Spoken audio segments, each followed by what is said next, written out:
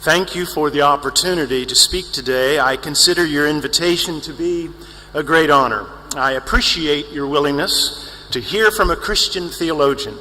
The friendships that have developed through our conversations are relationships that I will always treasure. My topic concerns understanding Genesis 1 and 2 from an old earth perspective. Let me begin by defining old earth creationism. Old earth creationism is the view that the God of the Bible created the universe, which science demonstrates to be billions of years old. There are times in natural history in which God's activity is detectable, particularly in the creation of humanity through an original couple. So, I've talked about old earth creationism. I'm going to present old earth creationism from a Christian perspective and give an interpretation of Genesis 1 and 2. The Bible presents God as one who is on mission. This mission begins in Genesis 1, where God inaugurates the universe to be his temple. In Genesis 2, God assigns humanity the task of joining in his mission. When the Bible presents God in action, it nearly always does so in accommodated, analogous language. As we will see, it is theologically essential that we interpret the days of creation in Genesis 1 as non-literal, non-24-hour terms. And so, the point I'm making, or trying to make, is that the belief that the earth is only 7,000 years old is based on a literal interpretation of Genesis 1, and I put literal in quotation marks, but that Christians historically have never interpreted Genesis in the so-called literal method advocated by some young earth proponents. Let me just say on this point, in America, there are certain creationists who hold that to hold to creation, one must believe that the earth is only 10,000 years old or less. And this has caused great harm to the creationist movement in America, and I want to respond at this time to their arguments. So first, the Bible presents God as one who is on mission. The mission of God is to establish the universe as his kingdom. Genesis 1 should not be read in isolation from the rest of the Bible. It serves as the introduction to the rest of the scriptures, and as such, it is the beginning of the biblical story. And what is this beginning? Well, the Bible presents the universe as God's temple. And this imagery is found throughout the Bible, from beginning to end, from Genesis to Revelation. So the 6 days of Genesis 1 are the account of God establishing his kingdom by inaugurating the world as his temple. So, second, Genesis 1 presents God's inaugurating his temple in 6 days or 6 episodes. So first we see in Genesis 1:1 where God creates the heaven and the earth, because it says, "In the beginning, God created the heavens and the earth." This verse teaches that God created without the use of any pre-existing materials, without any opposition, and by the mere power of his word. Now this is very important, because this is radically different from all other ancient creation stories from the surrounding area that was held by the pagans. The Babylonians, the Sumerians, the Assyrians, the Canaanites, the Egyptians, all had creation stories. But all those stories were filled with warfare, conflict, and opposition. The creator deity in those stories was not transcendent. He was not sovereign, nor was he necessarily good. Moses is letting us know that the God of the Bible is fundamentally different from the pagan gods of the surrounding cultures. So that was verse 1. God created the heavens and the earth. But verse 2 then says that the earth was without form and it was void. In other words, it was unformed and unfilled, and it was disordered. This disorder is not to be understood as evil or demonic, but it was untamed and unruly. So how are we to understand the disorder of the original creation? I think that a good analogy would be, it would be like a room of unruly school children. They're not evil, but they're not organized either. So the notions of unformed and unfilled provide the theological framework for the next 28 verses about the 6 days of creation. And so that's the third thing that we see. From verse 31, or 3 through 31, God establishes the world as his cosmic temple in 6 days or episodes. First, God forms and fills that which he has created. In the first 3 days, God forms the world. In the last 3 days, God fills the world. Days 1, 2, and 3, God forms the water, the sky, and the land. In days 4, 5, and 6, God fills the water, sky, and land. And then he establishes order over that which he has created, because it says, and God separated.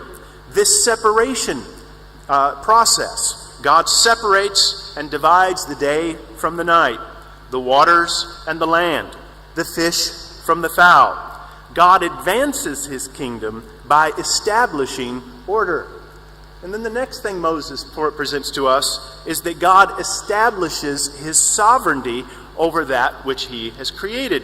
Because it would then say, and then God called. Now, by calling or naming, he named a created item, God gave it a function and established his authority over it. When he calls the light day, and then he calls the darkness night, God is establishing his divine authority. This process of naming is the establishing of God's kingdom and temple. We will see this again in Genesis 2, where God calls upon Adam to name the animals. And by Adam naming the animals, Adam is establishing his authority, or humanity's authority, over the animals of the earth. Next, we see where the Bible presents God's actions in exalted prose, in a highly sophisticated presentation. So Moses is going to use the repetition of certain phrases to emphasize the power, majesty, and wisdom of God as he works. The emphasis is on God's sovereign actions and thoughts using keywords and expressions. Moses uses these phrases over and over in order to make a point. The fourfold formula is announcement, commandment, report, and then evaluation. First, we have the announcement. Each day begins with, and God said. These brief statements by God then drive the narrative. And then the second is the commandment, let there be, or an equivalent. For God to speak is for God to act, and his actions are irresistible. Then there's the report that we read, and it would say, and so God made, or its equivalent. Everything, Moses is teaching us, exists by God's express will, purpose, and word. And then there would be the evaluation is the fourth thing. And God saw that it was good. Because creation satisfies God's purposes, it has value. Along with God's evaluation came his blessing. So, the Bible distinguishes between God's creative episodes by calling them days. Now soon I will discuss theological reasons for understanding the days non-literally. Let me briefly list some exegetical reasons for viewing the 7 days as something other than 24-hour periods. First, the day yom, or day, is used in at least 3 different ways in Genesis 1 and 2. In chapter 1 and verse 5, God calls the light day, referring to daytime. In chapter 2 and verse 4, Moses uses the expression in the day, referring to an indefinite period of time. And in the third, at the end of each of the 7 creative periods, the word is used again, and often it does mean 24-hour periods, but not always. And then the second reason is because of the ordination of the sun and the moon on the fourth day, and this is verses 14 through 19 of chapter 1. They were not given the task of determining days, hours, weeks, and months until the fourth episode or the fourth day. This requires that at least the first 3 days are not literal 24-hour days. And then the third thing we see is the refrain that's repeated evening and morning. It does not refer to 24 hours. The refrain does not even refer to daytime. Rather, the refrain refers to nighttime. Here we have accommodated imagery of God resting, and I'll explain this further, in the evening after working all day. As I will explain further, this imagery lets us know that we should not interpret this literally. And then the fourth thing is the seventh day has not ended. According to John's Gospel, chapter 5 and verse 17, and Hebrews chapter 4, verses 3 through 11, God is presently enjoying his Sabbath rest. This means that the seventh day has lasted for thousands of years, and therefore cannot refer to a literal 24-hour day. And then humanity is the crowning feature of creation in verses 26 and 27 of chapter 1. On the sixth day, God does something truly unique. He makes beings that can reflect God's nature. The text says, man and women are created in God's image. It says, let us make man in our image after our likeness. Man and women are given authority. Let them have dominion, is what the text says. Humanity is given the task of managing God's creation on earth. And then man and woman are given a mandate where God says to them, be fruitful and multiply. Adam and Eve were commissioned to expand the Garden of Eden so that the blessings of God's kingdom would extend to the entire world. The commission is made even more explicit in Genesis chapter 2. That brings up my third point, and where I want to focus my talk for the remainder of my time. And I am paying attention to the time that I have allotted. The third point, we must interpret the days of Genesis 1 non-literally. The biblical doctrine of God requires that we interpret the days of Genesis 1 as in accommodated language. Recently, I spoke on a university campus in which I presented an old earth interpretation of Genesis 1 and 2. A student asked, why shouldn't we believe that Genesis 1 is referring to 6 literal 24-hour days? Shouldn't we interpret the Bible literally? I answered that typically we should interpret the Bible literally unless the biblical text under consideration itself gives us good reasons not to do so. Genesis 1 and 2 provides us not with just good reasons, but compelling reasons for interpreting the 6 days as longer than normal 24-hour periods. The Bible almost always presents God's actions in analogous and anthropomorphic language. This is a crucial point that needs to be explained further. What do I mean? The Bible teaches that God is omnipotent, omniscient, and omnipresent. Now, what is the definition of omnipotent? That means that God is all-powerful. The definition of omniscience means that God is all-knowing. The definition of omnipresence is that God is everywhere present. So, the Bible also presents God in anthropomorphic, accommodated, and an analogous matter. When God presents God acting, or the Scripture presents God acting, it generally does so using accommodated language. This is clearly evident in Genesis, especially in the creation account of Genesis 1 and 2. Well, I need to explain further, what do I mean by, what are the definitions of anthropomorphism, accommodation, and analogy? Well, the definition of anthropomorphism is that God in the Bible is sometimes described in human terms so that we may understand what he is doing. Sometimes the Bible presents God as thinking, deciding, or changing his mind. are the definition of accommodation, where God provides his revelation in terms that the original audience could understand. Now, this is an accommodation to limitation.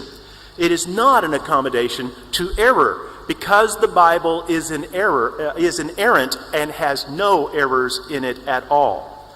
And then the definition of analogy. God reveals himself to us through the use of similarities. For example, the Bible describes God as our rock, our shield, our fortress. These are analogies. God is not made out of stone or metal. God is spirit. Well, here are some examples of anthropomorphism, accommodation, and analogy in Genesis and in the writings of Moses concerning creation. For example, when God brought the animals to Adam, it says, God formed every beast of the field and every bird of the heavens, and he brought them to the man to see what he would call them. Now remember, God is all-knowing. A literal interpretation would imply that God didn't know what names Adam was going to give the animals. Therefore, we do not. Christians have never interpreted this verse literally. Another example in Genesis is when God spoke to Abraham about Sodom and Gomorrah. And it says in Genesis 18, Then the Lord said, because the outcry against Sodom and Gomorrah is great and their sin is very grave, I will go down to see whether they have done altogether according to the outcry that has come to me, and if not, I will know. Now remember, God is present everywhere. A literal interpretation would imply that not only did God not know what was happening in Sodom and Gomorrah, but that he was absent from those cities. Therefore, Christians have never interpreted these verses literally. Or again, when it speaks of God's refreshment on the seventh day. Exodus 31, this will be the sign forever between me and the people of Israel, that in 6 days the Lord made the heaven and the earth, and on the seventh day he rested and was refreshed.